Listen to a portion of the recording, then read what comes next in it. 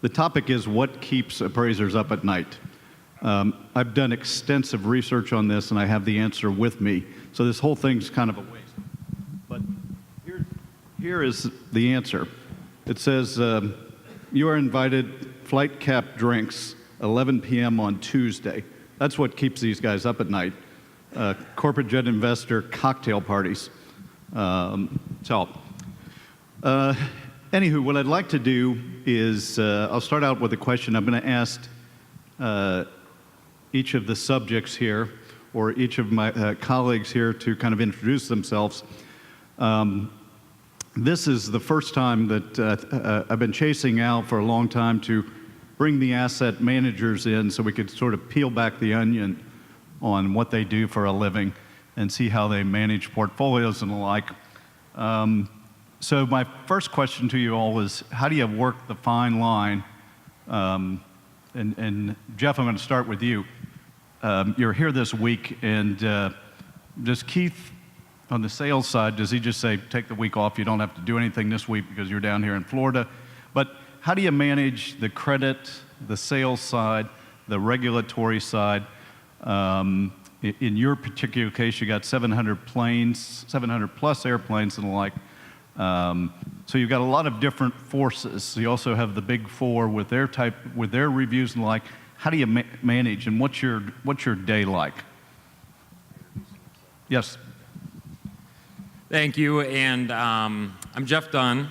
I work for PNC Aviation Finance. I've been in aviation for 19 years now, 9 of it with the Air Force, active duty 99 to 08, a few years of appraisal work and gaining my ASA accreditation, and the rest of it has been finance through a few different financial institutions or banks, which is what has led me and has put me here at PNC. No, Keith does not tell me to take the day off, ever, but he's welcome to whenever he wants. It really is a lot. We have a very large portfolio in terms of number of aircraft and in terms of dollars. It is definitely a juggle between new business, supporting 8, 9 salespeople that need me to get back to them with value curves or help them with structuring or setting residuals. And with that, there's also the back end stuff. There's also the FASB. It's a lot, but the nice thing about PNC is that we have a team, and there was life before my role here. And I can honestly say, more than anywhere else I've worked in the finance industry, is that everybody who works for PNC Aviation Finance has learned a lot about the aviation industry. So if there's something I'm not able to do, there's usually somebody who can pick it up and help me out with it. And that's our, mostly our operations team out in Boise, where we just have a large team of professionals that have a lot of experience with aviation specifically.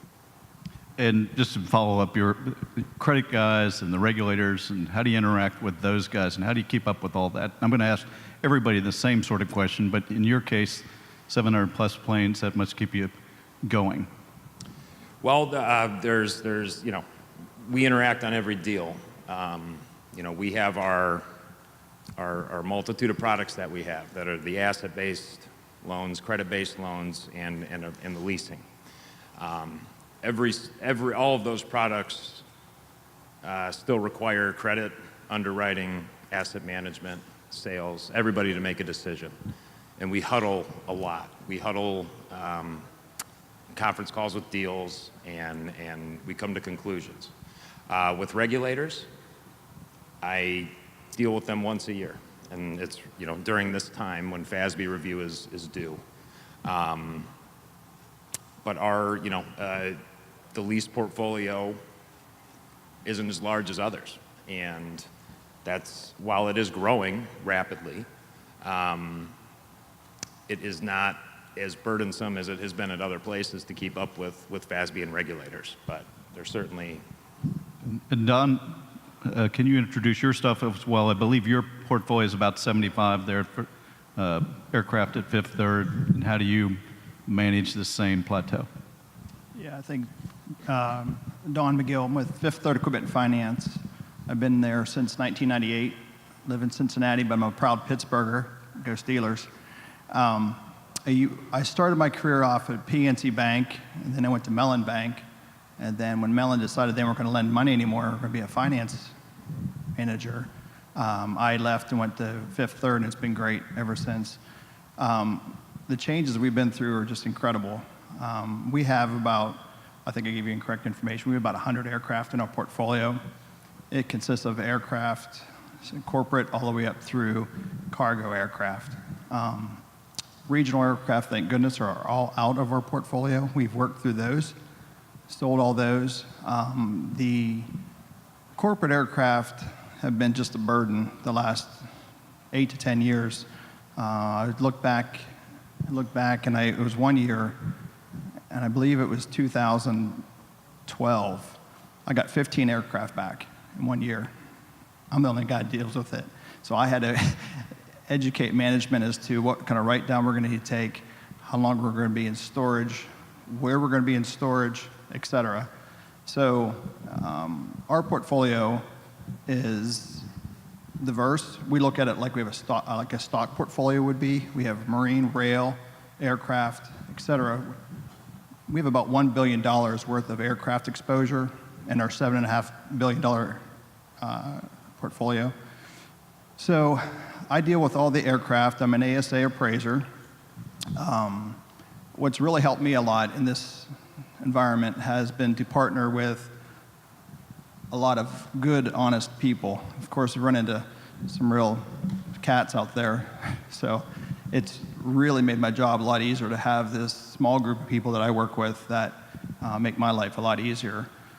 We've worked through a lot of write-downs, and at this point, our portfolio, knock on wood, has been right-sized. So I have an ability to go back to the customers now and say, hey, open book, what do you think you're going to do with your aircraft long term? Would you like to trade it in? Would you like to refinance it?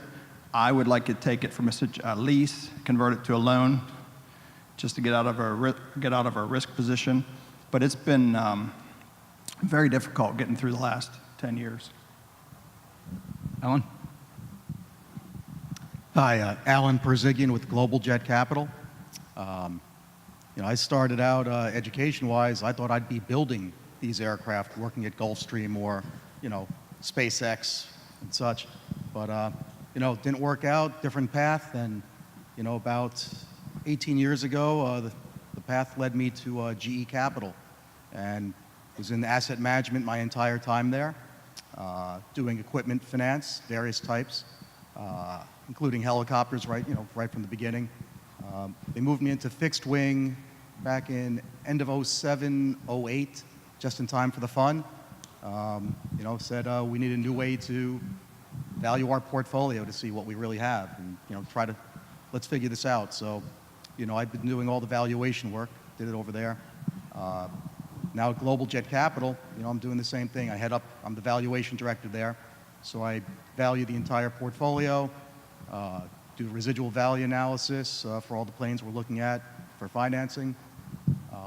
Another big role that I've been doing lately was educating the rating agencies and our investors, trying to get those ABSs out there.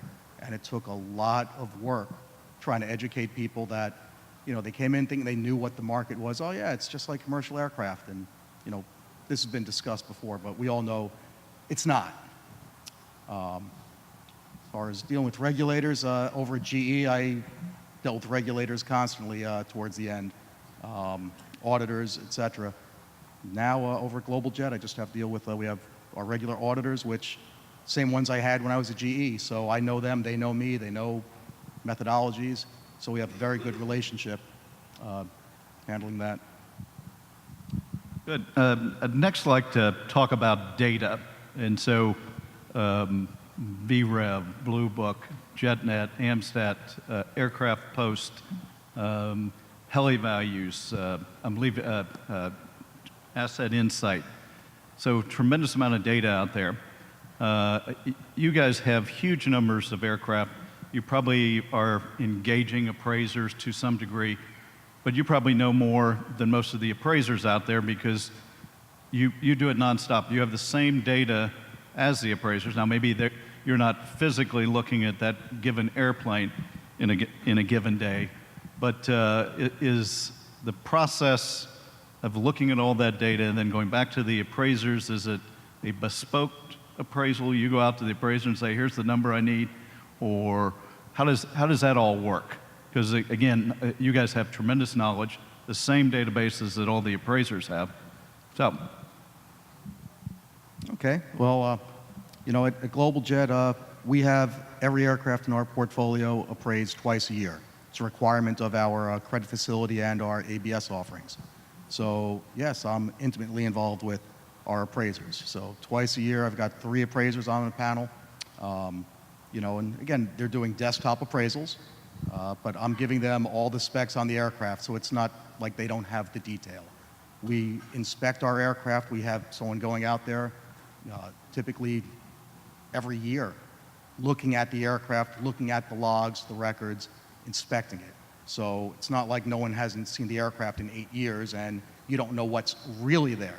This is what we think is there, but so that's something that definitely changed at the new company, which is great. But yeah, I mean, we pretty much all use a lot of the same data sources. It doesn't mean we all have the exact same data, but the vast majority is. And you know, when I look at their valuations that come back, I compare it to mine, compare it to each other, just try to see, is there anything that looks off? And occasionally there is a little back and forth, but it's more of a question saying, hey, I noticed, you know, could you take another look at this one?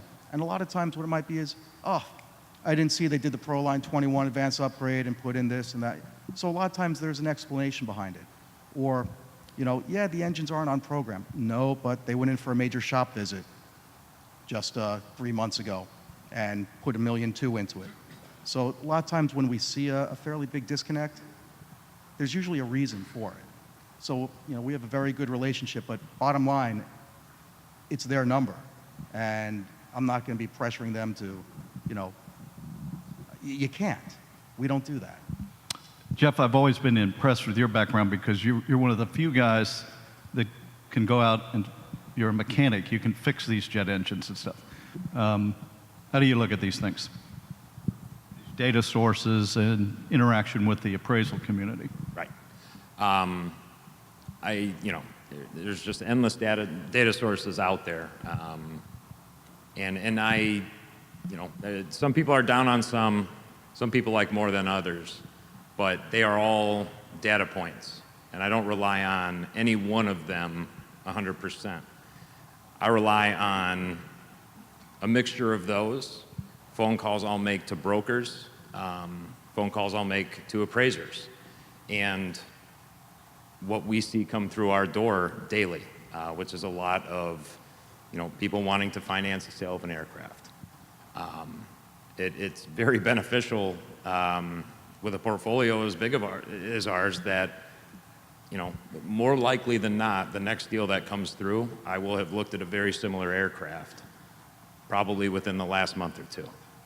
Not that the market can't change since then, but, you know, like Alan also said, at the end of the day, you know, I can give the information to the appraiser and give them, you know, the specs on the aircraft, but it is their number, and it's important. It's important for me. It's important to PNC Aviation to be in the right spot. And the right spot would not be me pressuring them to get something done because we need a deal to get done. So we definitely rely on them. Dunn? Yeah,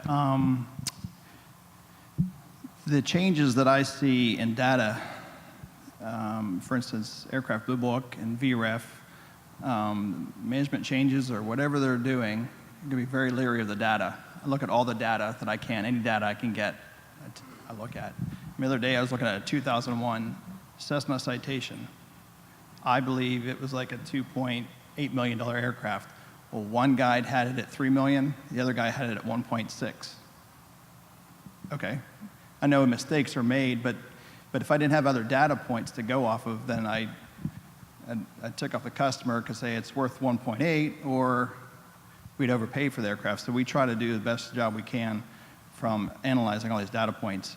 When we're looking at a transaction, what I'll do is, appraisal is important, but to me, what I really look for is somebody from a technical standpoint that's very good at going out, looking at records, looking at the aircraft, and talking to the, definitely not the pilots, but the director of maintenance or who have you, to see, did they operate aircraft, have they operated aircraft in the past, what kind of bar are we going to have? So I'm very cognizant of protecting the asset from day one.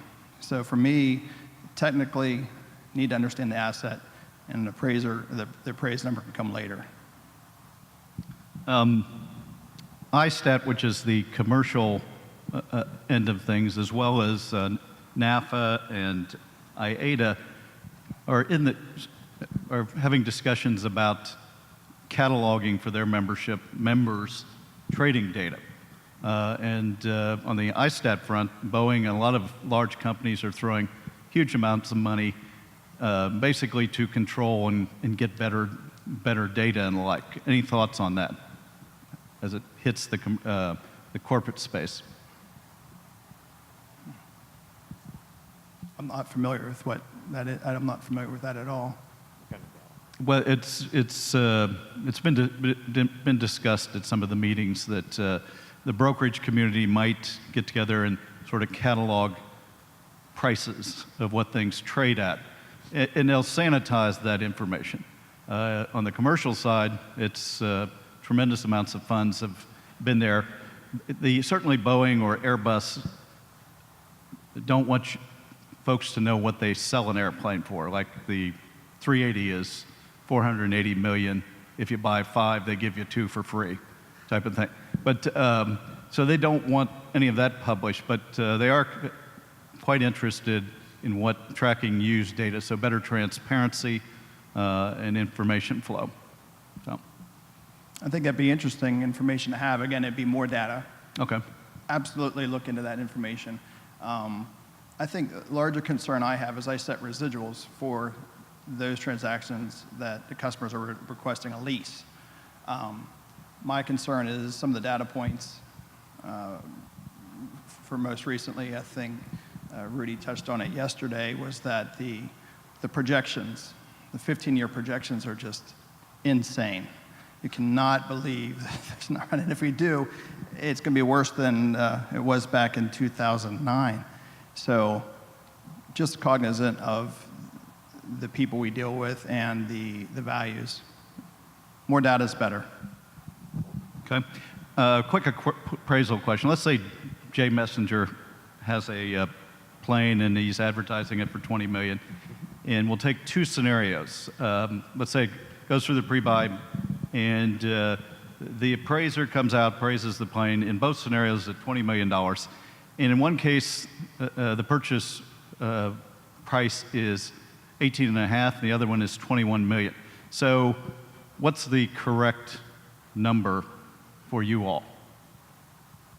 Is it the purchase price, or is it the appraised value, the appraiser's value? And do you go back to the appraiser and say, hey, listen, here's the purchase order, you got it wrong?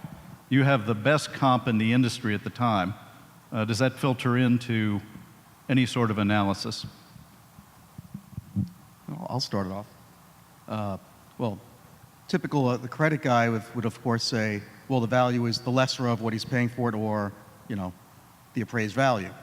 I look at it, and internally we look at it, I value that aircraft. And we all know sometimes people get what appears to be a better deal on the aircraft. Other times people pay a premium for various reasons. We all know that. So internally we have certain guidelines, at least what we borrow against an aircraft, is based on appraised value, a percentage of appraised value. So what the appraisal is, that's the appraisal. But internally, what we run our pricing off of and our return that we're getting, that's off of my valuation. So, I'm not scared to say, I think that plane's worth 19 and a half. The appraisal came in at 20, the person paid 18, I think it's a $19.5 million airplane. I'll say that, and again, you could have some people in the company say, well, that's great, but if it's sold for 18 and a half, you might want to look at some more comps, might want to really look into it because, did someone really get a great deal, or is this just market? Sure, and to think that, people don't overpay for an aircraft sometimes is silly. To think that an appraiser can't get something wrong sometimes is silly. And it's especially relevant in this market because there are a lot of times where the next aircraft that sells is very difficult to support by the last comps that have occurred. It's a very strong market, especially in some of the sub-segments out there. So I think it's a group of, I think both of them can be right, not at the same time. If you have an $18.5 million appraisal and a $20 million selling price, like Al said, but I can't rely on one comp. I have to rely on many different aspects. It can be one comp of that same aircraft. It could be the direction that market's moving. It can be a cohort competitive aircraft that's going along with it. But I'll get to the answer that I feel is correct and that I'm comfortable with, and that's why I'm here. So do you view yourself, probably most leasing companies, you're really the risk manager or part of the risk management team of? Absolutely. I think asset management is a function of risk. We have a committee we call, it's our AIM committee, asset investment meeting. So if we run into a situation like this where maybe an appraisal comes in lower than what the customer is paying for it, we look at the whole customer, our relationship, and then decide do we want to move forward with this transaction. And that's how we do it. I mean, we asset managers are just the collateral side of the decision. From a credit perspective, Fifth Third historically has really worked with clients with high credit profiles. So, I could say, hey, it's maybe they're paying $1.5 million more than they should be, but on the other hand, the credit would support it, so we'll do the deal. So that's kind of how we look at it. On the earlier panel, there was a discussion of depreciation, so I might ask that you guys, you all comment on depreciation, and I'd also like to know what you think the normal useful life of a corporate jet is today. Okay, well, as far as depreciation, well, when I'm doing residual projections, I'm always trying to do a reality check. So I think where a lot of people got it wrong years ago was they just weren't looking far enough forward. We all know these are depreciating assets. Finally, everyone's talking the same language about it, where 10 years ago, you didn't hear that as much. So at some point, every plane, it's going to be parted out. It's going to be gone. Now, is that going to happen in 20 years, 25, 30, 35? Don't know. Don't know for sure. So brand new aircraft coming out now, what do we want to say is the economic useful life? Pick a number. You want to say 20, you want to say 25, you want to say 30. Well, at some point, you're going to go from 100% to a part-out value in that time frame. So whether it's 20 years or 30 years, draw a curve. You should be, and again, you have a band, you have a high or low. Normal depreciation should be somewhere within that band. But obviously, things happen. You have supply demand, you got recessions, you've got geopolitical messes. So now it looks like an EKG line, but still, the trend line should be what you started with. And eventually, you're going to get back there. And eventually, you are going to get to that part-out value. So if you're looking at used aircraft and you've got a projection, when that airplane is, you've run your curve out 30 years and you're at 30% of original cost or some, really high number, you just have to take a look back and say, wait a second, does this make sense? And we all know the depreciation rates can change with time. Like right now, we're seeing a lot of rates where even though the value, the absolute value of the aircraft might be going down, in some cases it actually went up. We know that in some models. But what people have to understand is you could have aircraft, the absolute dollar amount of the plane is dropping over time. However, you're in an inflationary market if it's not depreciating as fast as normal. So a simple way of looking at, just look at same age aircraft in different time periods. So a 5-year-old plane last year sold for 18, today a 5-year-old same plane selling for 19. That's inflationary. You know, if you looking at the trend, what happened back in the run-up, you know, 07, 08, you could see what was happening. So, you know, we watch that. And we know from time to time you can have periods of inflation, you can have periods of, you know, relatively low depreciation. But when you're doing a long-term projection, you know, doing a 7, 10-year residual value, you know, I'm not timing the market.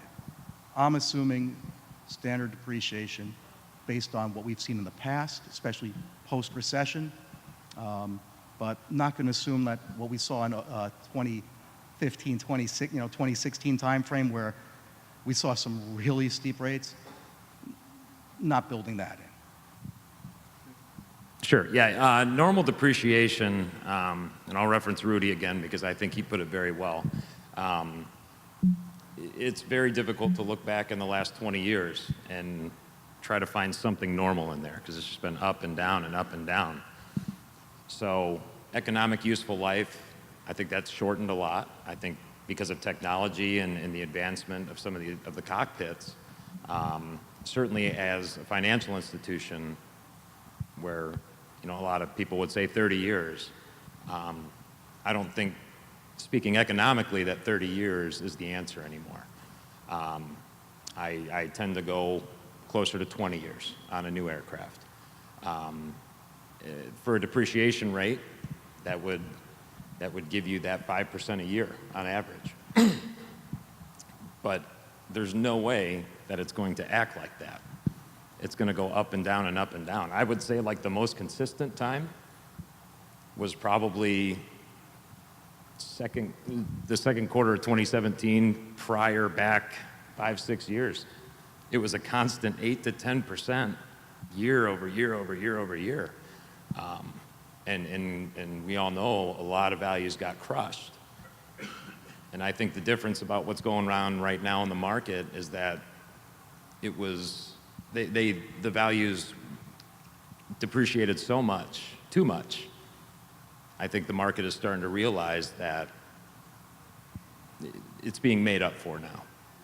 I haven't seen anything unreasonable as far as somebody paying more this year for a G550 that was new back in 2010, where that is what was going on in 2007, 2008. And then people were projecting very little depreciation at that time. So I still am realistic. I don't think it's going to stay like it's staying right now for the next 10 years. Not a chance. I think it has its standard curve that it will return to eventually. Don, any comment? I think a couple different things. So you have normal useful life and you have economic useful life. Normal useful life, can the aircraft continue to fly? Well, they're built to fly probably 35 to 40 years, but the technology inside those aircraft changes so rapidly that its normal useful life is going to be hindered January 1st, 2020. I mean, how many aircraft are going to not have a useful life after that date?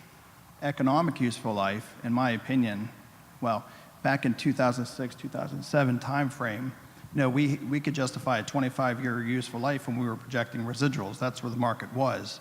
We were writing residuals that were 68% of the original equipment cost after 10 years. Today, I believe I'm closer to 17, 18-year economic useful life is where we're at. And it gets hit real hard in the first 5 years, in my opinion. The very large cabins, if you look at the VREF guides back in 2008 and 2018 today, and you look at a 10-year-old aircraft, the market has come back today. The market is very strong today. There's very low inventory. But very large aircraft, on some occasions, they're off 36% of what they were estimated to be 10-year aircraft back in '08. So to me, economic useful life has definitely been curtailed in a big way, and technology is going to continue to make that depreciation even faster, I believe. Thanks. Getting into the holiday cheer and the like, we got Thanksgiving and Christmas coming up. With the new tax law, do you think there's going to be a bevy activity and you won't be able to celebrate Christmas this year because of deals coming in November and December that need to be done, and then things happening in January? Any thoughts on that? I don't know if it's the tax laws, but we're seeing some Christmas cheer right now. Deal flow is just, deals are now coming out of the woodwork all of a sudden. No Christmas for you. Yeah, I didn't even know that Thanksgiving and Christmas were coming up. It's been extremely active. It's one after another.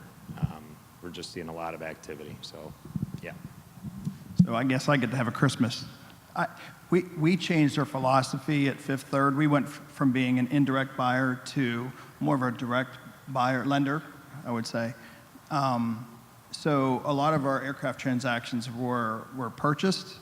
So now we're focusing on our customers and lending to our customers. It's sort of a one bank philosophy that we've adopted. So the deals that come in now, I've educated the salespeople and, more importantly, the relationship managers to the point where if it's over, I've graded aircraft. If it's this sort of aircraft, it's not coming in the door. We're not leasing it. If it's over a certain age, we're not leasing it. Loaning money out on aircraft, those aircraft that I said we're not going to lease it, still happens, but it's based on a credit decision, not my decision. So I guess I hate to say it's got a little easier for me, I guess, just from the standpoint of I've set out the parameters as to where we're going to lend, where we're going to lease, and set the market or set our sites differently than they were in the past. Okay, in 2008, we had sort of a perfect storm. When's the next perfect storm? When do you guys project the next perfect storm in the industry? Or is everything... No. What? No. No? No, but I will say I agree with the panel that was up on here yesterday talking about late 2019. If there is a perfect storm right now, for me, it's 2020. And I'm not saying that things are going to, the same things are going to happen in 2020 as per what happened in 2008. But I think you've got an election year, and things are historically slow in an election year. I think you've got next gen hitting, and maybe it's not 2020, maybe it's the lead up to 2020 and 2019, late 2019. But I could definitely see things changing a little bit. So how are you going to handle that as an asset manager? Are you going to ratchet back or suggest to your credit teams that they ratchet back a bit? No. No, I think that there are ways to structure deals where you can manage that risk. And that's something that we look at every day. Yeah, I agree with Jeff. Okay. Looking at some of these questions, Don, this comes to you. Why a sigh of relief in getting regional jets off your book? Well, we had some jets that were booked back in 1999, had guaranteed residuals on them from the manufacturers. And still, that was a time whenever, 50-seat regional jets were being manufactured. They were sexy. People were booking them. We booked a 15-year deal. The residual value guarantees are just a complete nightmare to walk through. There's certain hurdles you have to keep meeting, and you have to have a good attorney to help you meet those hurdles. So the issue I had, I just didn't know where to go with them. I mean, if you look at a 50-seat regional jet, and when I started, I'm thinking to myself, really, that's not much different than a Challenger 604 or what have you, but yet it's going to be flying 3 and 4 times a day. How in the heck is the airframe going to hold up? How is the landing gear going to hold up, et cetera? And I guess they find a way to keep them flying. But it was just a complete nightmare. I shake when I hear regional jets. That's the reason why I don't want to do them. You got to love those CRJ 200s. Yeah, I love them a lot. ERJ 145s, love them a lot.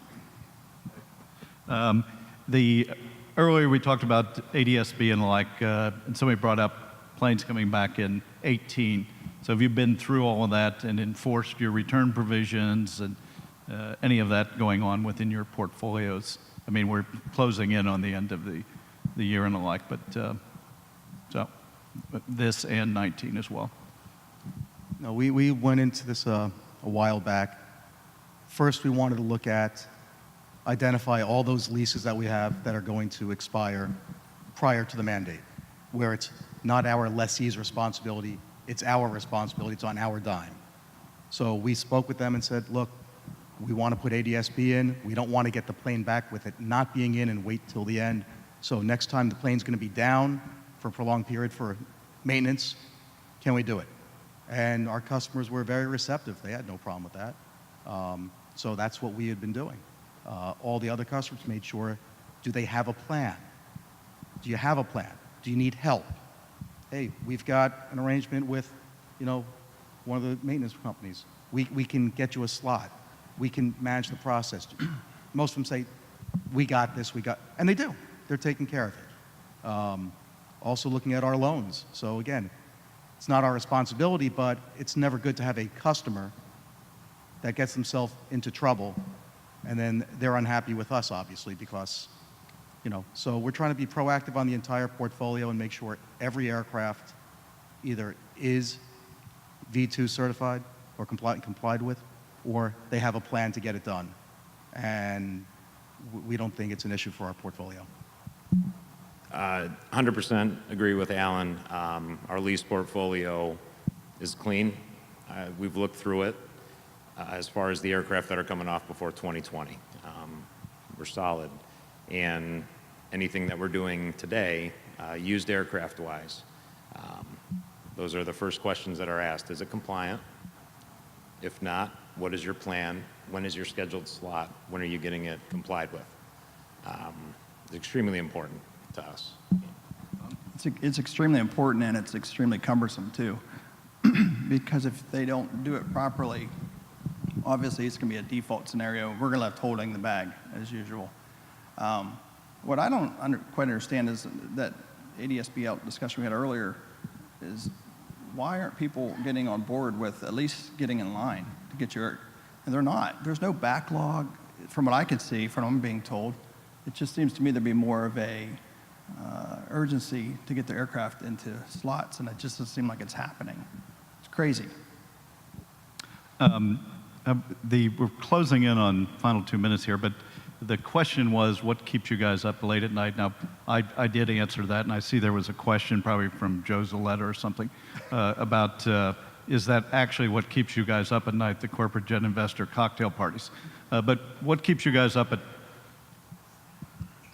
With me, it used to be the unknown, the surprises that were out there, those landmines in the portfolio that, if you weren't staying on top of the aircraft, all those unknowns, what's going to happen? So if a customer all of a sudden defaults, you're getting a plane back, what is it worth? I've been valuing it all along. Is the value going to hold, or are we going to find out, it's not in the condition we thought? So that used to be the big thing. Same with getting a plane back off lease. It's got return provisions, of course, but still, if no one's looked at that airplane since the day it went out on lease 10 years before, and when it comes back, there's still ways you can meet return provisions, but yet you got a mess. So are you looking at those things during that period? We don't have those issues as much anymore because we are proactively going out, up to a year, 9 months before end of lease, go out, look at the aircraft again. Yeah, a lot less than what used to keep me up at night before.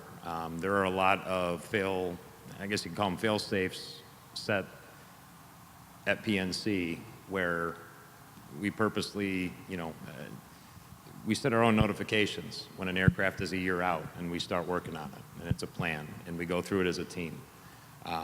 So I don't worry as much as I used to about that stuff. Don?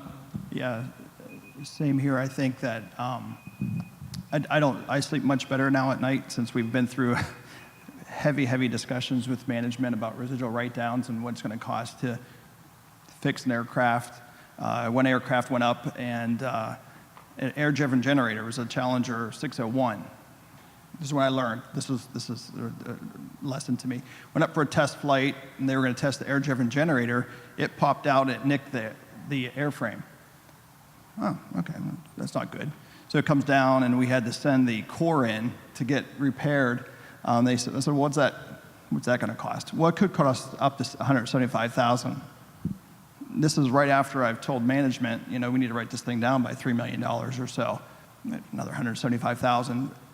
I got lucky. It did not have to go $175,000. It was a $30,000 repair.